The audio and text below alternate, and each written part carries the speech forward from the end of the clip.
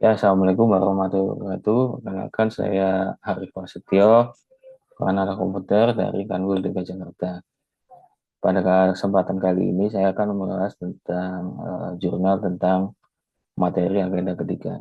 Nah, pada materi agenda ketiga ini kami mendapatkan materi dari Ibu Wi Haryani. Nah, Ibu Wi Haryani sendiri menyampaikan materi dengan sangat jelas, sangat interaktif, dan banyak sekali diskusi-diskusi dengan kita sebagai peserta.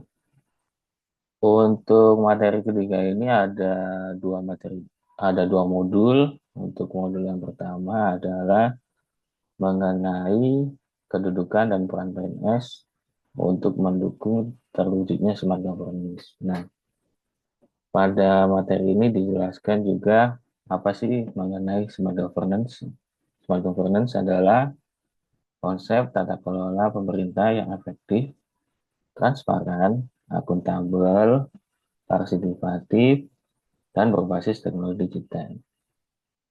Untuk ciri-cirinya sendiri, smart governance itu contohnya memiliki layanan publik yang mudah diakses secara digital, secara online.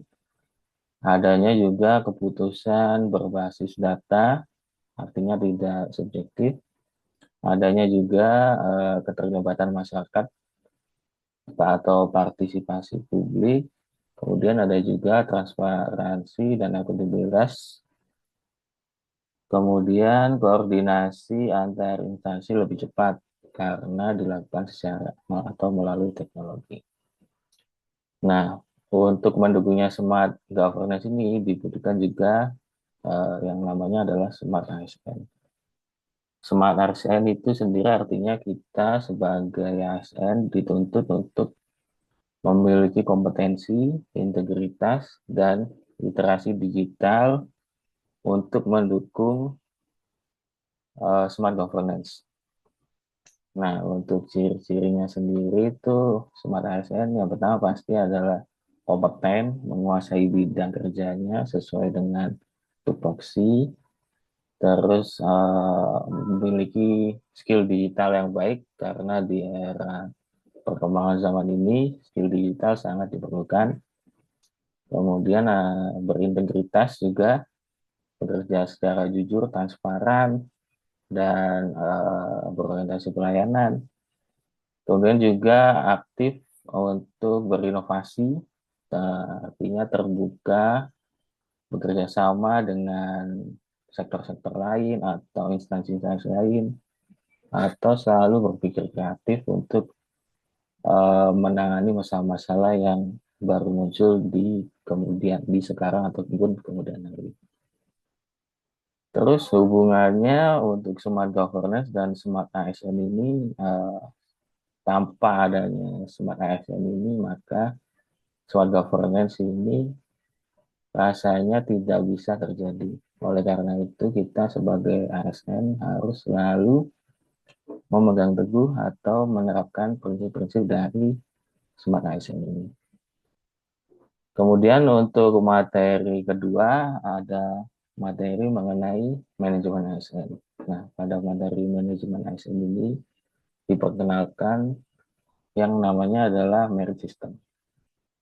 Merit system itu adalah kebijakan manajemen ASN yang berdasarkan pada kualifikasi, kompetensi, dan kinerja secara adil dan wajar, tanpa dipengaruhi politik, tanpa diskriminatif, ras, ataupun yang lainnya. Jadi penilaiannya berdasarkan secara objektif, tidak secara subjektif. Nah, untuk prinsip merit system ini, ciri-cirinya mungkin yang pertama ada rekrutmen terbuka dan kompetitif, artinya seleksi berdasarkan kemampuan, bukan karena unsur-unsur politik atau kedekatan.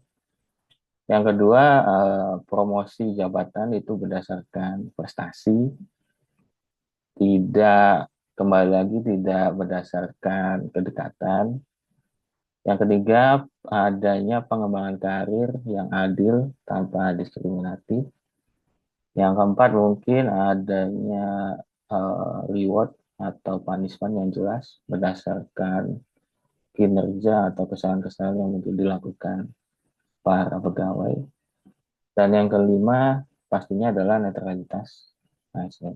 Artinya ASN tidak boleh terintervensi untuk merit system ini tidak boleh terintervensi oleh politik dalam manajemen ASN. Nah, tujuannya sendiri untuk merit system ini mewujudkan ASN yang tentunya profesional, berintegritas, kompeten, dan berkinerja dengan baik. Kemudian juga karena ASN-nya sudah profesional itu, maka diharapkan juga adanya peningkatan pelayanan publik yang lebih berkualitas. Kemudian tentu saja untuk mencegah praktek KKN, korupsi, kolusi, dan nepotisme. Dan yang terakhir pastinya berhubungan juga dengan terwujudnya Smart ASN untuk mendukung smart governance. Nah, untuk tugas pertama ada tugas podcast mengenai good practice versus bad practice pada konsep good governance, smart governance. Nah, kebetulan juga saya pada podcast itu menjadi moderator dan teman-teman lain dalam kelompok saya menjadi narasumber.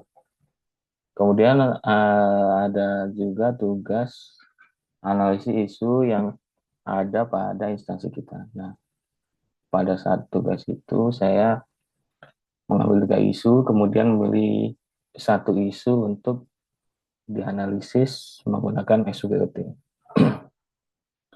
Mungkin itu saja untuk jurnal agenda ketiga ini. Saya ucapkan terima kasih. Wassalamualaikum warahmatullahi wabarakatuh.